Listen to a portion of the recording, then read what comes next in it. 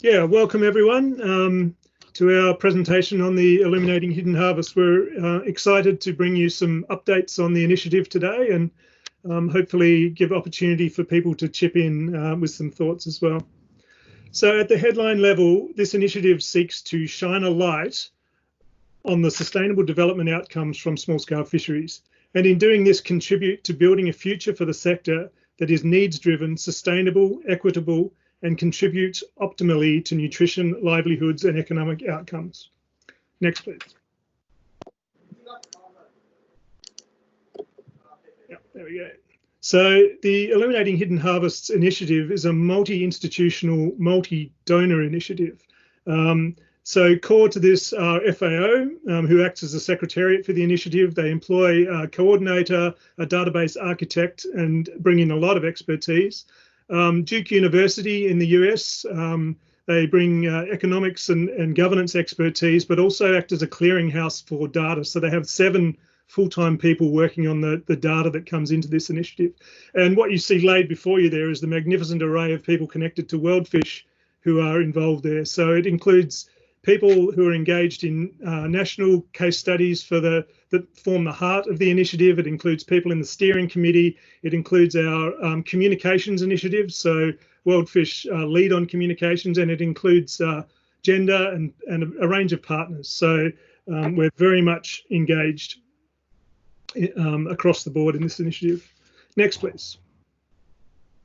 So the team recently presented preliminary results to the United Nations Committee on Fisheries. This was a virtual meeting that ran over a week, and our presentation received the highest participation of any of the virtual dialogues that were part of this. 680 people joined on the day, and hundreds have viewed it since. So this really speaks to I guess, the profile and some of the interest in this study. Of course, this is available online, and we don't want to just reiterate that today.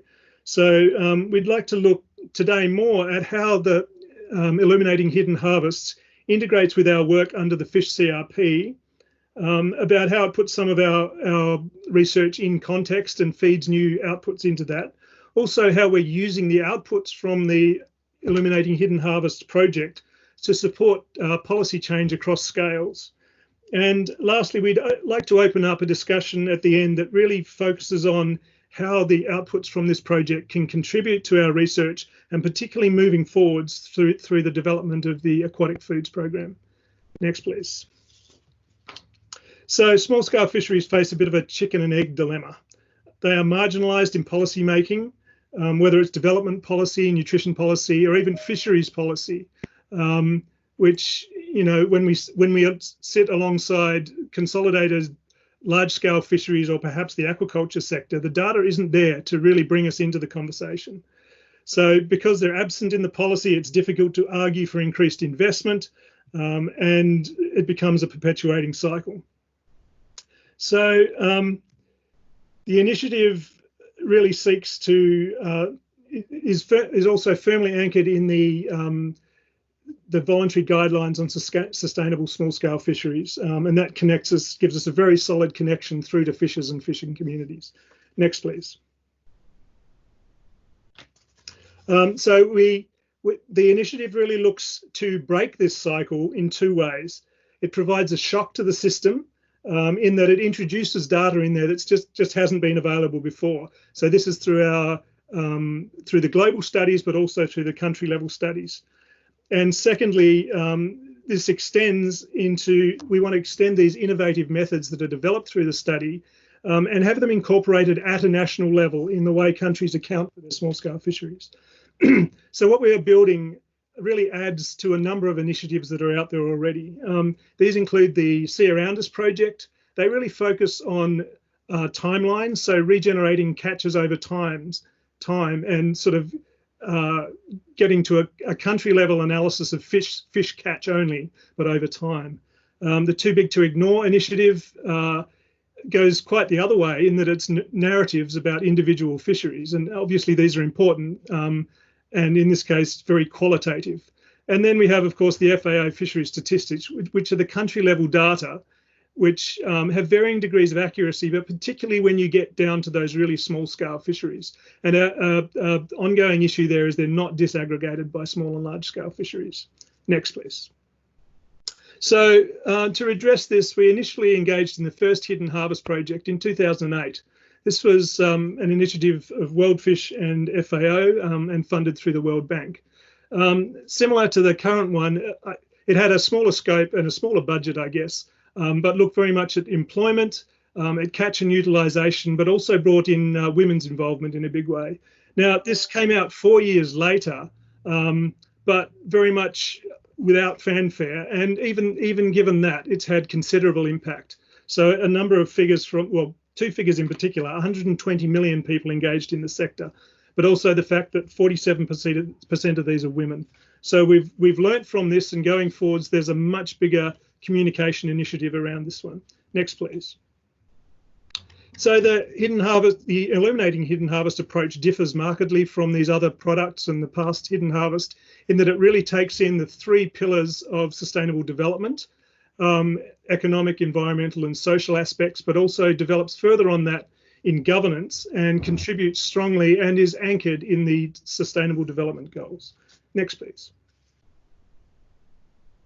So in addition to generating robust evidence to fill gaps, the initiative has engaged with diverse experts around the world, and then through an iterative process of engaging with people rolling out methodologies in country case studies to develop this suite of innovative methods that really seek to overcome shortcomings. And then from that, building capacity with these teams in country for research, monitoring and management and for sustainable development. Next, please. So this sort of tapestry of methods includes 58, I think, country case studies that are central to this. In addition to that, we have thematic studies which take a deep dive, perhaps over smaller geographies or with data sets that really tell a specific story, which we think could be valuable in scaling up. There's also ad hoc surveys from FAO, which are sent out to governments, so it allows us to put government data alongside the expert data from the country case studies, and this is synthesised up to a global level. Next, please. So among the 58 country case studies, there are 13 WorldFish focal and scaling countries. So in them, we have this real opportunity to drive this work on new methods of illuminating small-scale fisheries through to policy impact, working with our country officers, working with our country teams, producing theories of change for small-scale fisheries in the country, and some signature products around small-scale fisheries data. And we're leading the way there with Zambia and Malawi, and this, we hope, will expand into a much bigger initiative across many of the countries involved in the study. So with that, I will stop and hand over to Fiona Simmance to take a bit more of a dive into the more diverse outcomes of the initiative. Thank you.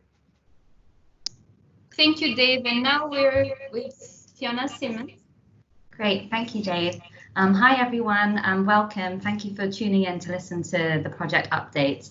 I will be providing just a glimpse of some of the findings coming out so far from the project. They are preliminary findings that are still being processed, so please kindly do not tweet or share the findings at the moment. Next.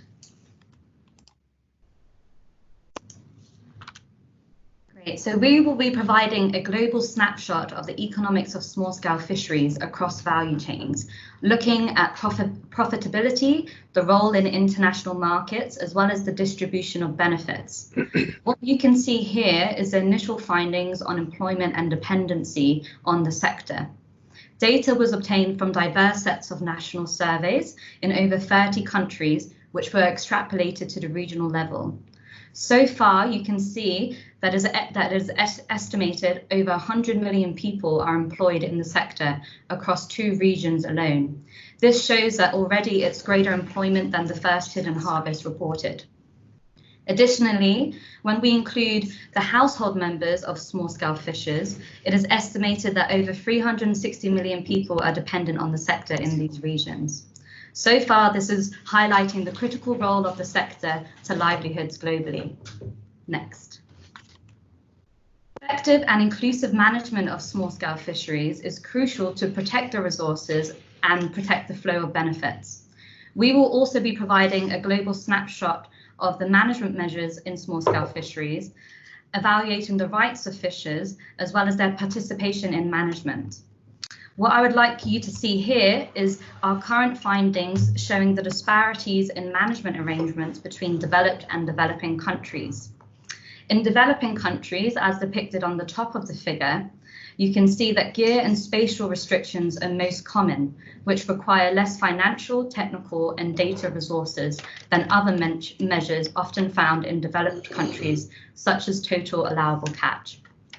The findings give insights into the capacity and monitoring needs of the sector, which can link with our work in the Pacific and with Alex Tilley on the management and technology approaches in the sector. Next.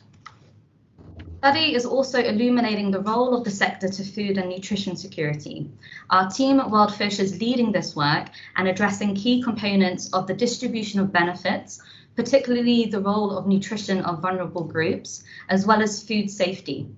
I will show you some insights of this work in the next few slides. Next. So the importance of small-scale fisheries is not visible in national estimates. This has led to an undervaluing of the sector and lack of visibility of the critical role it plays for key populations. Data collected from over 54 countries so far is showing that often the importance of fish is masked by national statistics. Subnational consumption patterns show where and for whom fish is most important. For example, here in Zambia, we have found that subnational fish consumption can be 5 times higher in regions reliant on small-scale fisheries, or 1.5 times higher for key vulnerable groups. At the same time, we are also uncovering where improvements in fish consumption may need to be made. Next. Fish in the diets in the first 1,000 days of life is critical for cognitive development and growth, which we know. In Malawi and Zambia, we have found that 79% of rural children have poor diet diversity, where they consume 4 or less food groups. In these populations, only 7% of children have optimum diet diversity. The graph here shows the 8 food groups that represent a diverse diet for children. And you can see here that when we look at the breakdown of this, fish is a key component of the diet when we look at meat and fish consumption. The findings can connect again with wider work across our region, such as in Cambodia and the Solomon Islands, where also there's research looking at children's nutrition and diet diversity. It also highlights that more needs to be done to improve children's diets and consumption of fish. A recent paper by our colleague in Malawi, Joseph Ngolai, points to the high levels of post-harvest loss and waste in the value chains. Therefore, there is opportunities to enhance the benefits and flows of small-scale fisheries to these most vulnerable groups. Next. So undertook innovative analysis into how living in proximity to small-scale fisheries influences poverty and food security, as shown here in East Africa. What I would like you to see here is that fish consumption increases when households live close to small-scale fisheries, and it is particularly important in this region with bountiful African Great Lakes, as well as coastal fisheries in Tanzania. We also found that households living close to small-scale fisheries had lower levels of extreme poverty and higher diet diversity and food security. The findings challenge past assumptions that fishers are the poorest of the poor, but also show its potential valuable role to sustainable development in rural areas. We also found that dried fish matters. For example, the most common form of fish consumed in Malawi was dried fish, which was often 2 times higher than fresh fish consumption. This finding builds on the leading work of the Fish Trade Project led by Sloan's, as well as it has opportunities to connect with Shukantala and Ben's work on the dried fish matters connection. Next. Most fish consumed by people, we do not know their nutrient composition. Our extensive reviews over the past few years has shown huge gaps in understanding nutrient composition of fish and the prohibitively expensive sampling costs. To address this, last year, Fish colleagues conducted predictive modelling of nutrient potential of marine fish, which highlighted the great diversity of nutrients between species. As part of the Illuminating Hidden Harvest initiative, we are expanding this work and conducting for the first time a predictive model of the global nutrient potential of small-scale fisheries, which will include inland fisheries for the first time. What I am showing you here is some results so far, and we can see that pelagic fish are likely to have more omega-3 fatty acids, and additionally, a whole fish is more likely to have vitamin A than just the muscle of the fish. The study will highlight small-scale fisheries' potential role in addressing micronutrient deficiencies, and we will also make the database available globally so that on the FishBase portal, so that wider fisheries managers and research can access this data, and which can inform nutrition-sensitive fisheries management approaches globally. That is just a flavour of what is to come from the whole of the study, and I will now pass you over to the gender team to give insights there. Thank you. Hello. My name is Danika Kleiber, and I'm one of the co-leaders of the Illuminating Hidden Harvest gender theme team. And we have been working on integrating gender across all other of the IHH thematic areas.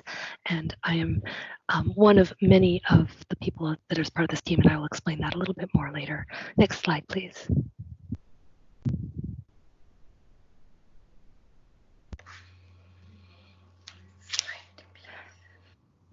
Thank you.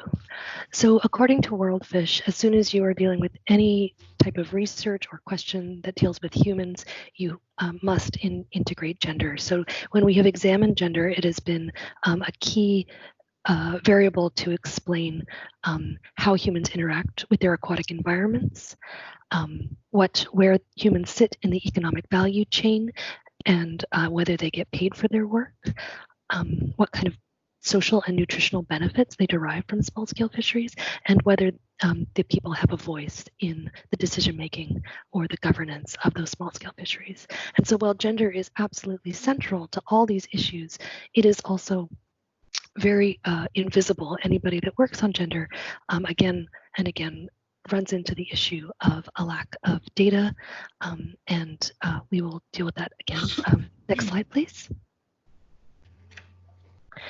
And yet, when we look for the invisible, we can do so much more. So we can scale up. We can scale up to communities. We can scale up to nations. So when we have better data, we can make better inferences. It also forces us to have more imaginative approaches towards data collection. So when you're searching for the invisible, it means you really have to look for it. And so you may have to change how you collect your data. And so that's really exciting. It also means that we can have better informed governance decisions, because we are talking about, we will then have data that includes all people, not just half of the population. Next slide, please. So this lack of data has been seen and examined for a while now, and so it's part of an entrenched, what we call an entrenched gender blind cycle, and we can start with women just missing in the data, and this is perpetuated and amplified through gender blind policies that don't include equity issues for women and men. We have gaps in implementation, so even if it's in the policy, we don't have the capacity or capability to enact it. And part of this sits with gender blind institutions where there's gender expertise missing, or it's underrepresented or under-resourced. And it's true even if women are present. And so this leads to gender blind research and design, which again leads to situations where women's labor in particular is undervalued or completely invisible. And so we don't just want this to be a sad story. We actually want to present what we think the world could look like. Next slide, please. And so we are suggesting that a gender inclusivity cycle be the baseline for how data and research and management should be done. So starting with quality and complete data, which includes as a baseline sex disaggregated data, so collection of data on women and men, gender inclusive policy with inclusion of issues of equity and having it responsive to all stakeholders, having enough resources to successfully implement these policies, which includes gender inclusive institutions where gender expertise is included and prioritized, which would then lead to more inclusive research and data designs. And this leads to a situation where all labor is valued and counted. Next slide, please. And so to do this work, I just want to highlight this has been done with an amazing group of researchers from around the world representing many different IHH countries. And now I will pass it on to Chikondi, Pasani, who will tell us more about the work in Malawi.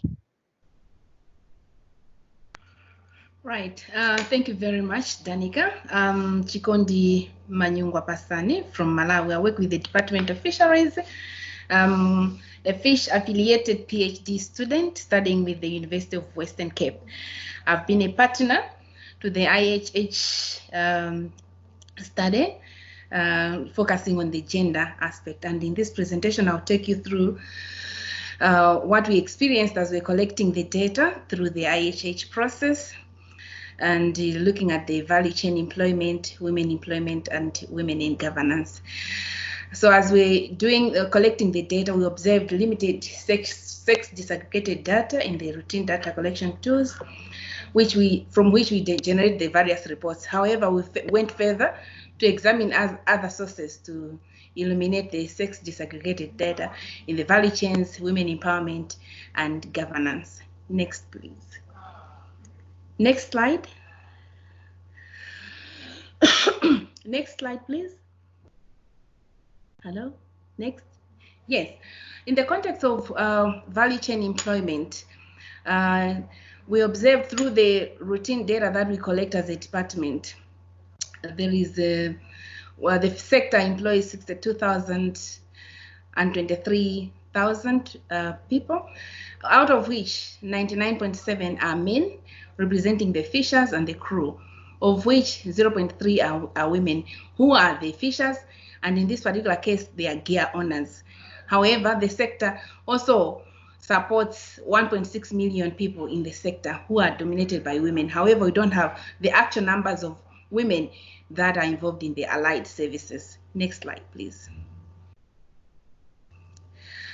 So having reviewed other sources, especially the report by De Graaf and Garibaldi of 2014, The Value of African Fisheries, we observed that the sector, from the study that they conducted, the sector employs 149,698 fishers and processors, and they didn't go further to disaggregate to look at the other actors within the value chain.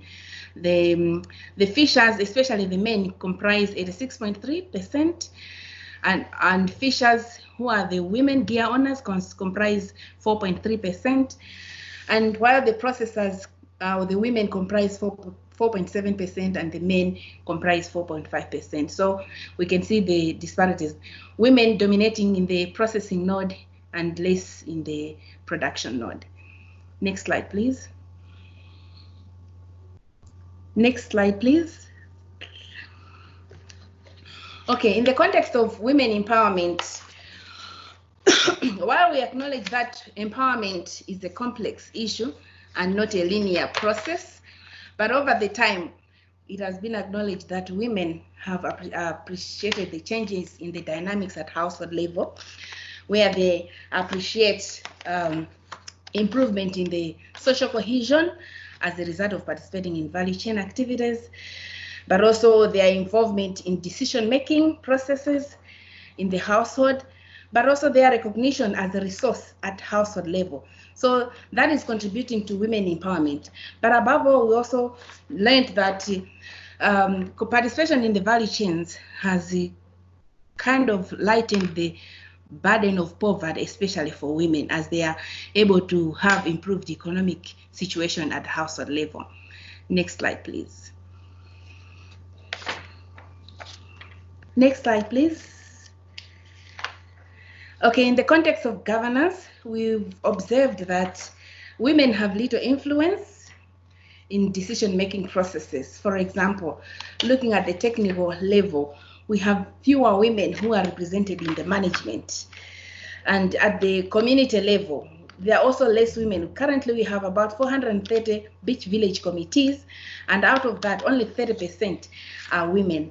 And these women are only occupying the lower level positions in the committees, and not necessarily the decision-making positions. So there is limited scope in terms of their involvement to influence decision-making at the various levels.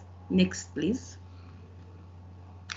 So, yeah, having noted the different gaps, but they are indicators of inclusion of gender in the various aspects. For example, examples of sex disaggregated data in research seems to be appearing from the different pieces of research that are being undertaken. For example, a recent study conducted by Manyungwa et al., which was published in 2019, indicates the involvement of women at the various nodes of the value chain. But also sex disaggregated data, we've seen an improvement in the frame survey reports that there is information regarding women who are gear owners. That's a recognition of what women are playing in the production node. But also the policy has included gender equality, which is also something that is trying to enhance inclusion of gender into the various interventions.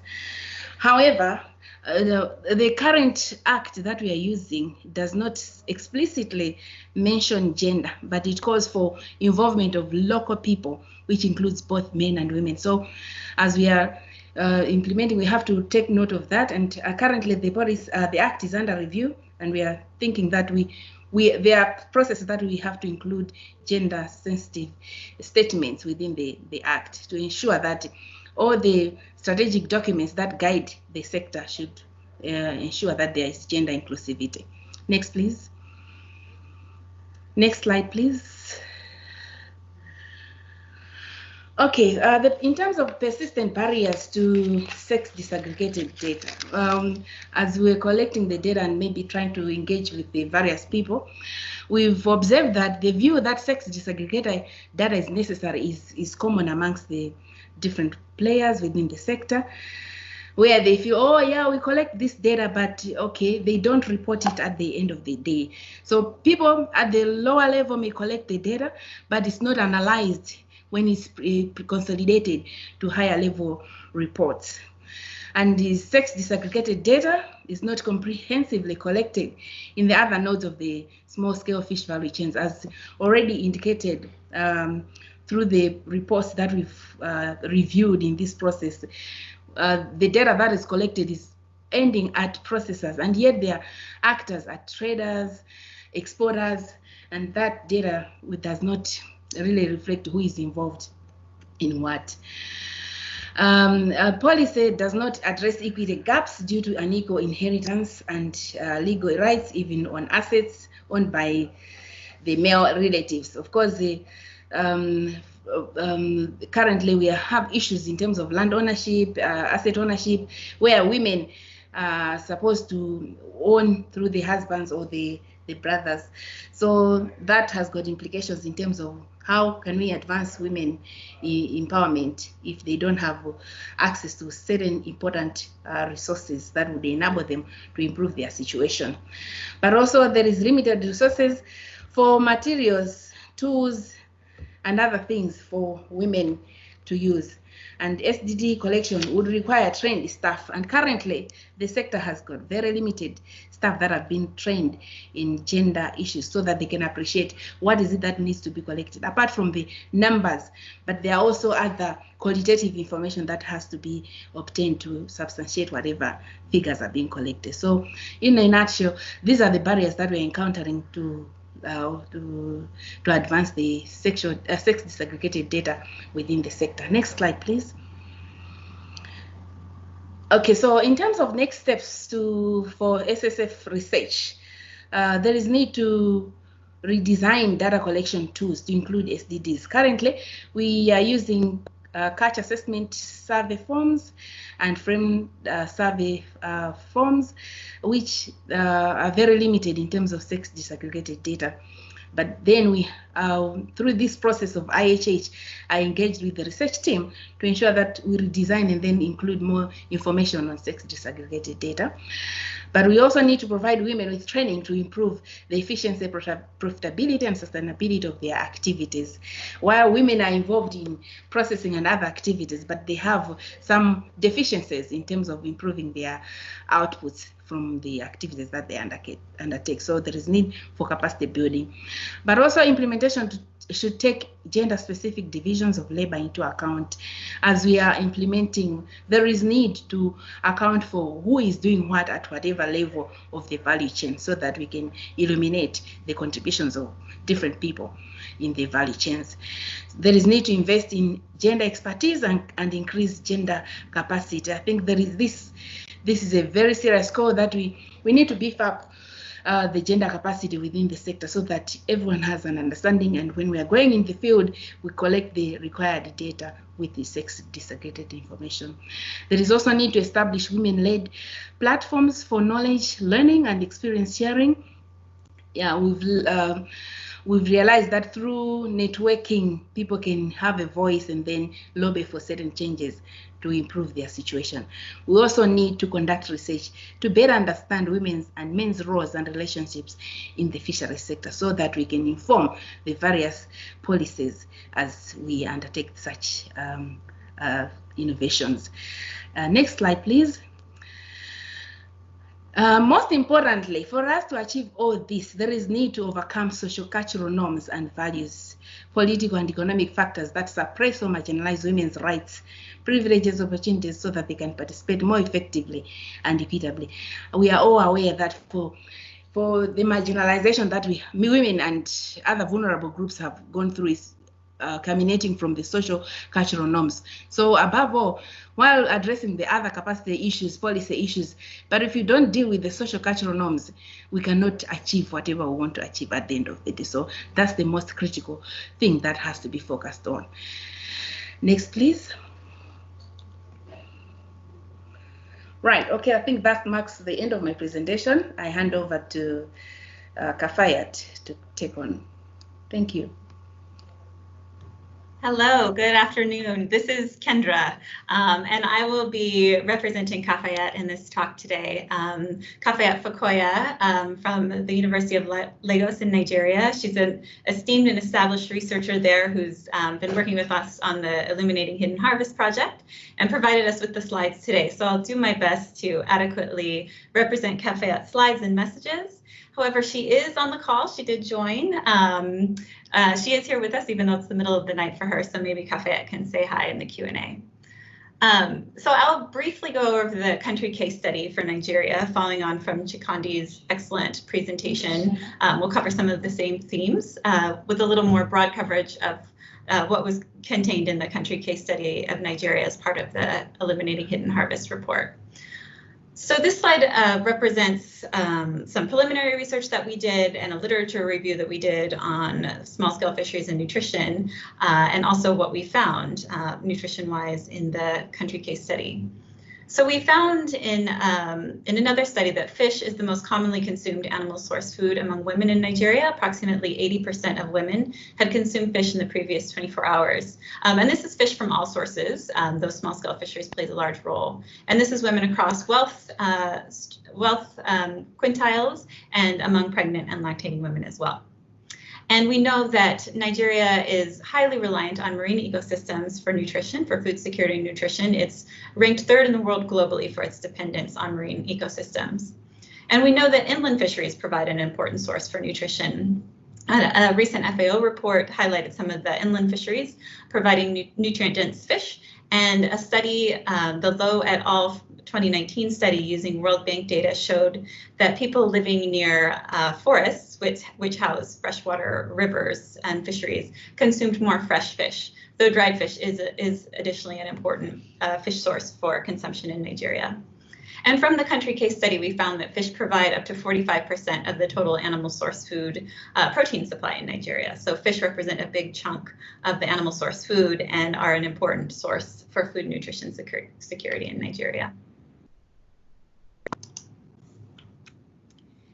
so the country case study broke up the data into fishing units among the states, and the data were organized into these fishing units.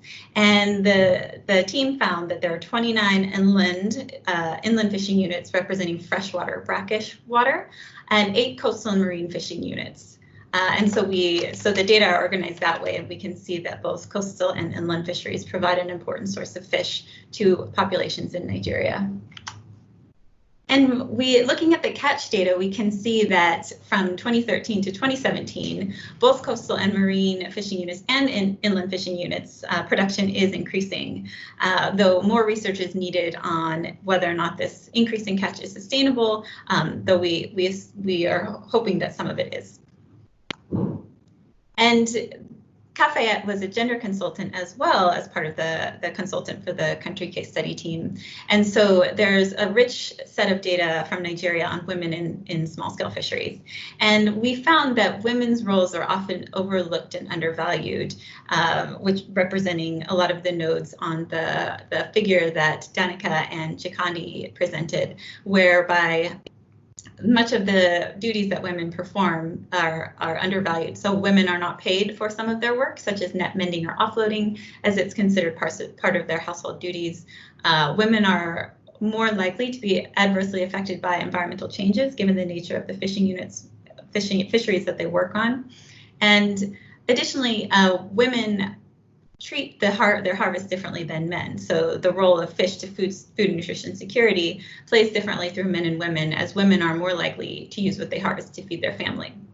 And this is of great importance in Nigeria because we found Nigeria is a very large population and growing. The population is expected to exceed the population of the US by 2050 to become the 3rd most populous country in the world.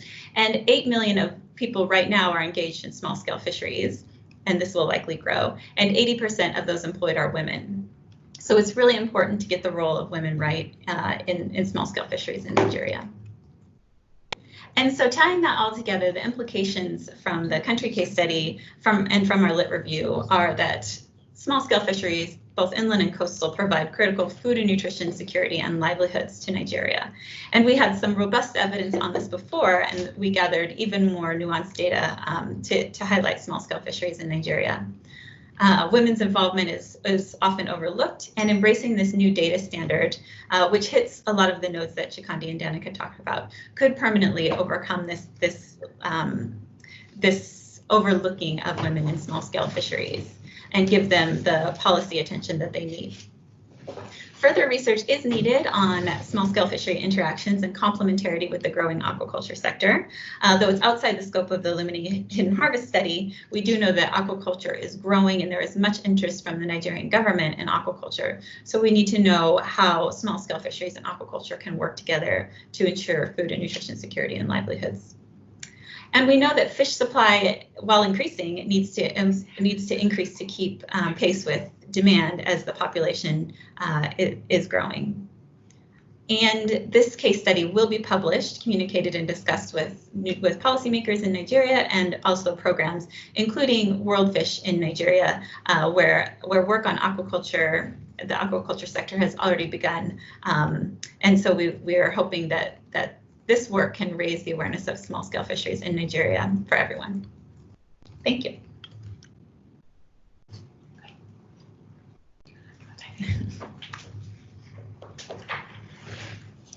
Hi, everybody. Philippa Cohen here. Great to see you all here. Thanks so much for joining us. I am the research leader for small-scale fisheries, and this Illuminating Hidden Harvest initiative falls under our research program. As many of you know, we have a research program that's divided into 3 clusters. Cluster 1 focuses on coastal fisheries, Cluster 2, fish in multifunctional landscapes, and the 3rd cluster is fish in regional food systems. And although this initiative really contributes to some of the work we're doing across all 3 clusters, its home is in that 3rd cluster that Fiona Simmance leads.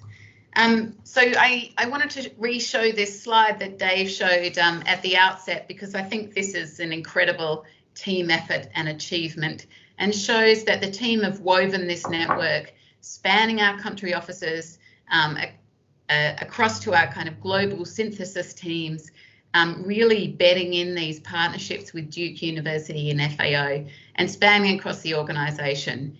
So really making sure that our comms effort that, Oak have thankfully funded is really part of the way we think about drumming up change. So this initiative, as Dave mentioned and as Danika also mentioned, has really put a lot of effort into building these networks. This isn't a couple of people sitting in Penang generating data. These are networks of people sitting in countries using country expertise like Kafayat and like Chikondi, who you met today. So the networks include over 200 fisheries experts. Danika showed the number of gender and fisheries experts. And I think this is an outcome in itself, that these networks, thinking about how we as a collective, we as a team can use and utilise, strengthen and maintain these networks to make sure that all of our research is finding its way from country to regional policy discussions, from global levels to country levels in that way. As Dave said from the outset, what we really wanted to do, and thanks to the team for pulling this together, was to give you some snapshots into the different types of data that are there. But we really wanted to take forward the discussion. So rather than we found this, this is how it is in Malawi, for example, we really want to have this discussion with the broader team and put all of our minds to work here. So I wanted to share some preliminary ways in which the team are engaging with these networks to make sure these aren't just research papers or nice findings or nice graphs, but they're actually really driving some of the changes that we know will ultimately improve food and nutrition security, ultimately improve the resilience of small-scale fisheries, and protect the foundations of the Sustainable Development Goals, and actually move us forward in the progress that we can make through fisheries, fish and food systems towards some of those Sustainable Development Goals. So 2020 is a busy year for the team, and there are many outputs and research papers that they're trying to synthesise to get in submission. Obviously, peer-reviewed publications, it's still a really important way where we get the rigour of our research tested and challenged, and that will be really important for the team. But I am so glad to see Harrison here as well. Thanks for joining. And Harrison works closely with Kafayat and with this Nigeria data set, because originally when WorldFish created their strategy for Nigeria, it said one day we'll take a look at small-scale fisheries and we might include that too. Well, the day's come, and thanks to the work that Kafayat has done in collaboration with Kendra and Harrison, we're really able now to create, using these insights, a much more balanced program for Nigeria. Victor, I saw your question there, how do we correct this huge anomaly? And the opportunity that your team have created by having an excellent partnership with the government. And the government, you may not know this, but the government invited the WorldFish Zambia team to present to them a white paper on how can they invest, govern, manage capture fisheries, small-scale capture fisheries in Zambia. And so the Illuminating Hidden Harvest team are working with the national team to make sure that those new findings are finding their way into that policy brief to the Zambia government, who's ready to respond.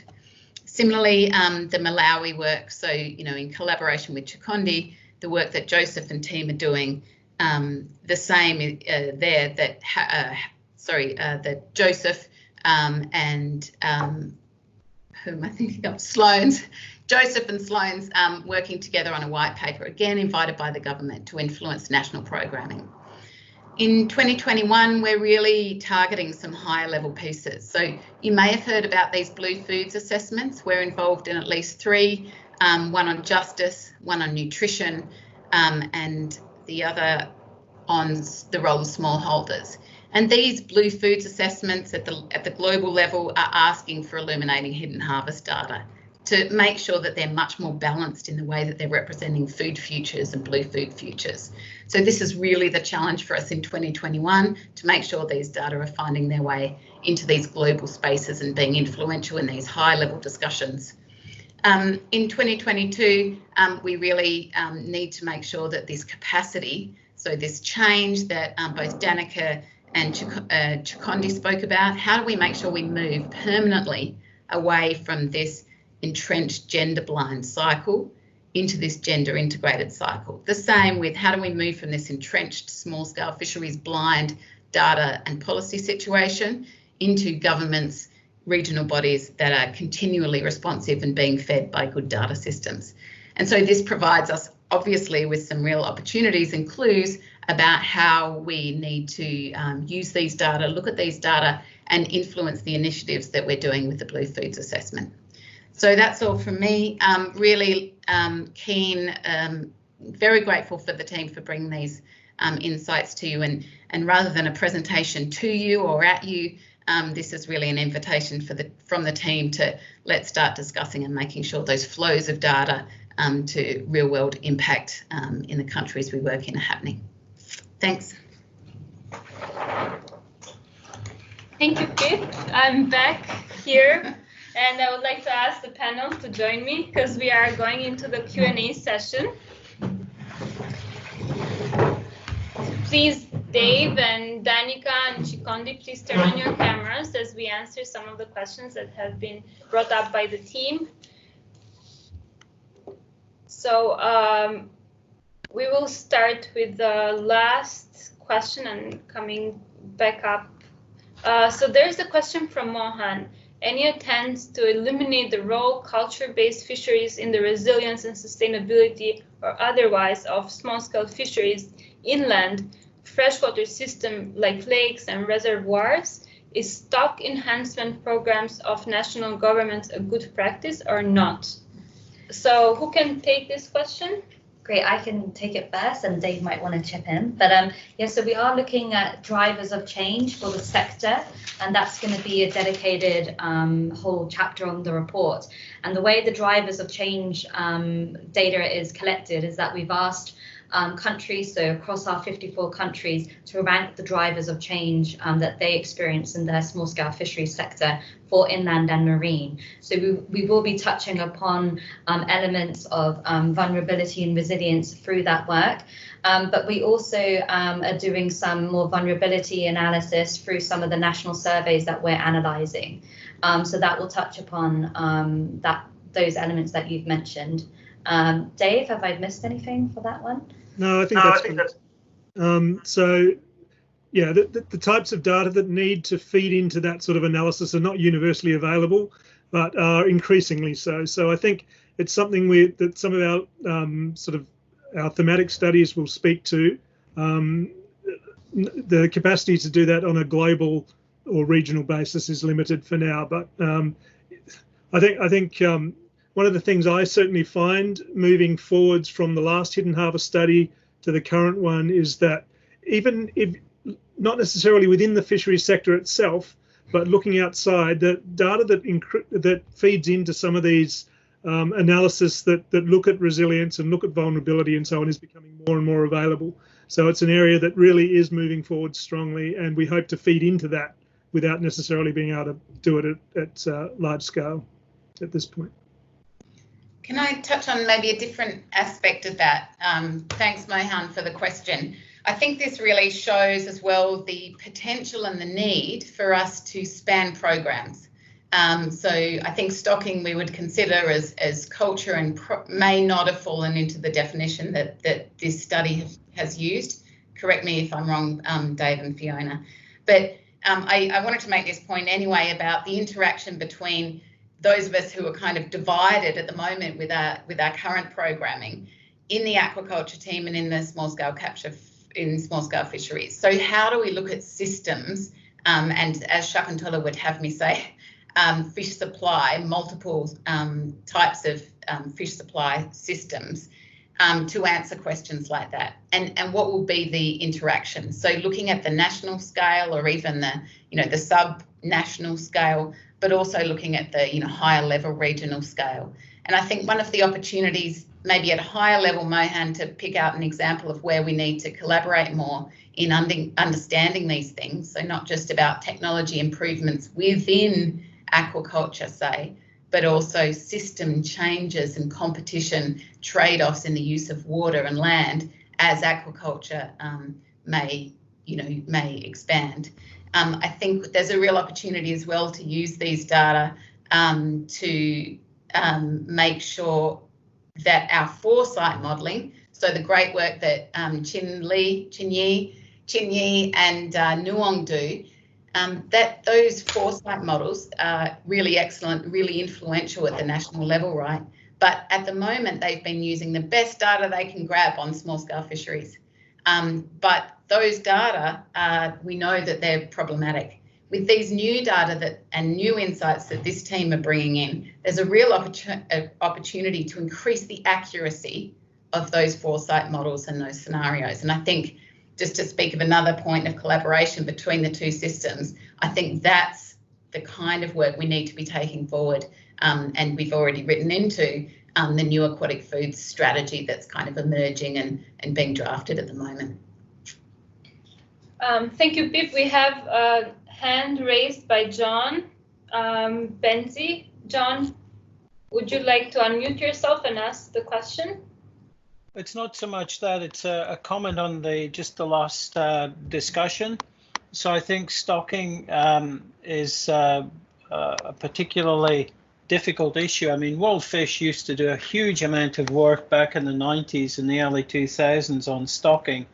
And I think the potential for considerable environmental damage from stocking is high, and particularly in relation to aquatic genetic resources.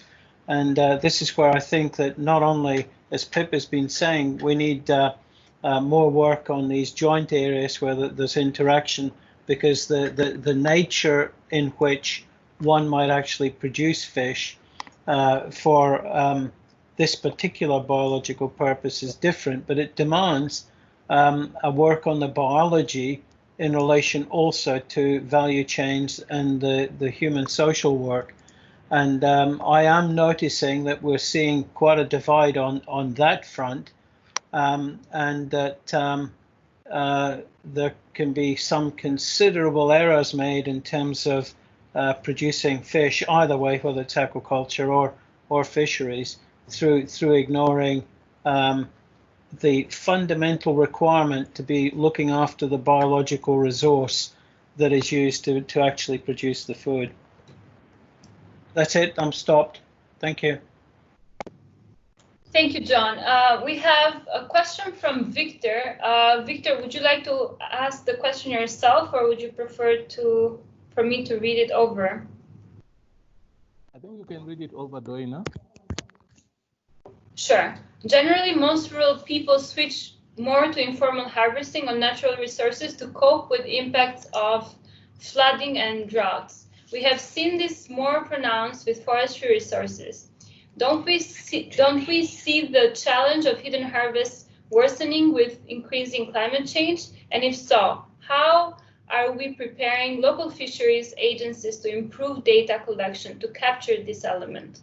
Who will take this question from the team? Okay, so over to Pip. Great, thanks, Victor. Look, really interesting observation, and the similar has been observed in coastal systems. There was a paper published by Hampus Eriksson from WorldFish about Vanuatu, and there's some other work around sea cucumber fisheries, coastal fisheries in Solomon Islands, that when national disasters happen, people turn to capture fisheries as a social security safety net. It's readily available, it's there immediately, an immediate source of food. So it's an incredibly important source of like social nutritional buffering, and really incredible source of social security in those times. So we would call that, resilience. It's an incredibly important coping strategy. So to have capture fisheries that are intact to some degree so that they can function for that fallback role is really critical, and that's part of our work around management and improving governance. The next part of your question is also then around climate change. So the challenge, so capture fisheries and their their resilience, the resilience of stocks, the abundance of stocks in different climate change scenarios is going to change. In some cases, it might improve for some species, and for some species, it's worse. And so there's some good work from partners in the Pacific on that. And you'll know also your friend Joseph Ngoli's work on Lake Chilwa, trying to understand the differences and water fluctuation.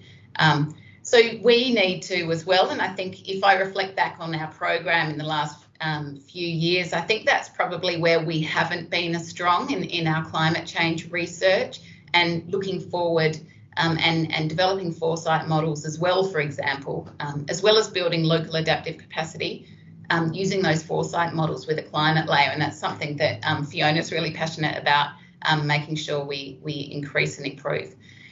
The other part, and so I think that's a challenge for us all rolling forward, local adaptation strategies, and also this foresighting and planning at national and regional levels. And then the last part is working with local fisheries agencies and national fisheries agencies to improve data collection. So there are some initiatives underway.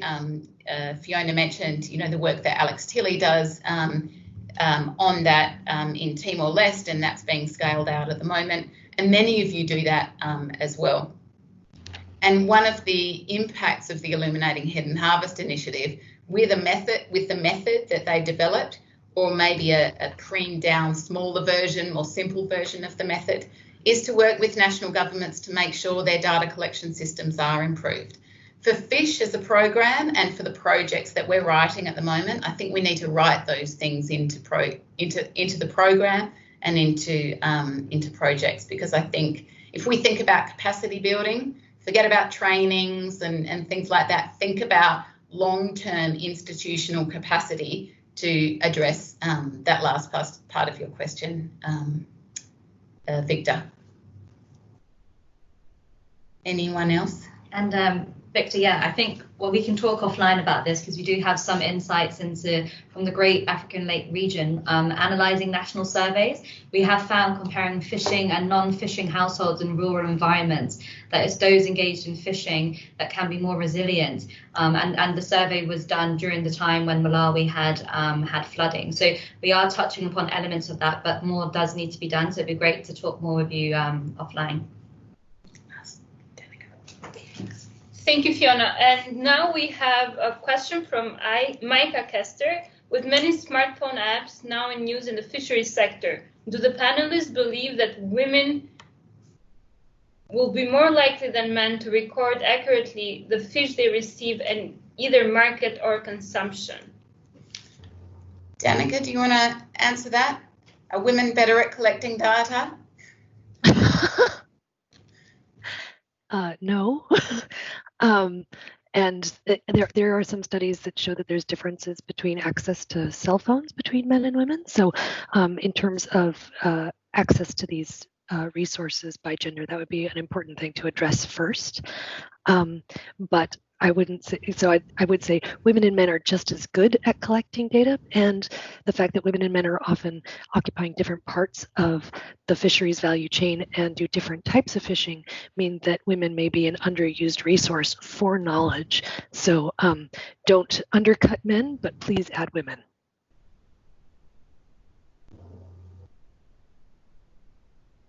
Thank you, Danika. And we'll take one more question to end this discussion, and it comes from Mike Phillips. Since we're talking about Myanmar and Cambodia, do we have any study findings from these two countries? Yeah. Great, perfect. I was just responding to that. Great, yes, so Mike, we do have data on Cambodia, where we've done some new innovative analysis on children's diets and diet diversity, as well as households and fishing households.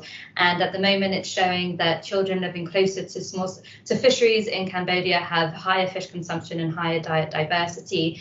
And then with the household level findings, there's been some mixed messages which we're unpackaging. But it's been really interesting in Cambodia and highlights the important role of the Mekong region. For Myanmar, unfortunately, there were data challenges with conducting a country case study, but we will be, as part of literature reviews and searches, we will be bringing some of the local level research that is in Myanmar. We will be highlighting that, and we will be doing regional extrapolations. Yes, and that Cambodia data is coming out in the Hidden Harvest thematic study, the data looking at diets of infants and children and the importance of fish in their diet. So can I just chip in there quickly? So there are a number of countries around. Obviously, all countries are not included in our case studies, and there are a number which we would have liked to include that we ultimately haven't been able to for a number of different reasons. And so there is a process that goes beyond this. It's just that it doesn't happen that if there wasn't a country case study, that country is left out.